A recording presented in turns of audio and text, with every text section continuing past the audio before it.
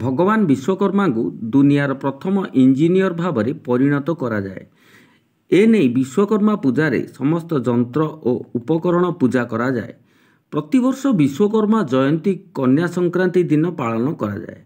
भगवान विश्वकर्मा सनातन धर्म रे विशेष महत्व रही। विश्वकर्मा पूजा हेउची एमिति एक पर्व जेउठारे कारीगर शिल्पकार श्रमिक माने भगवान विश्वकर्मा को पूजा करने सह वृत्ति पाई व्यवहार करुथिबा उपकरण गुड़ी को पूजा करिथांती। कुहा जाए जे हिंदू देवता ब्रह्मा को पुत्र विश्वकर्मा समग्र ब्रह्मांड सृष्टि करथिले। विश्वकर्मा को मध्य देवता मानकर प्रसादर स्थापति बोली कुहा जाए। विश्वकर्मा को जगतर सर्वपुरातन वैषयिक ग्रंथगुड़िक रचना करिथिबा शिल्पपति उद्भावक एवं श्रेष्ठ पंडित बोली विवेचना करा जाए। एही ग्रंथगुड़िकर केवल भवन वास्तुविद्या रथ आदि जान निर्माणर वर्णना नुहे, विभिन्न रत्नर प्रभाव एवं व्यवहार इत्यादि विषय वर्णना करा जाए।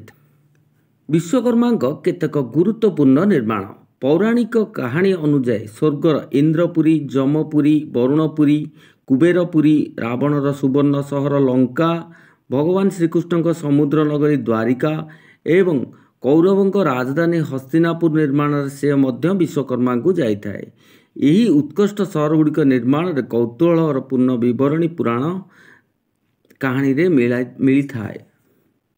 विश्वास करा जाए जे विश्वकर्मा स्वर्ण लंका सृष्टि करथिले। यह पछर कहानी हेउची जे जेतेबेले भगवान शिव विश्वकर्मा को माता पार्वती पाई एक प्रसाद निर्माण करने को कहिथिले, विश्वकर्मा एक सुनार प्रसाद निर्माण करथिले।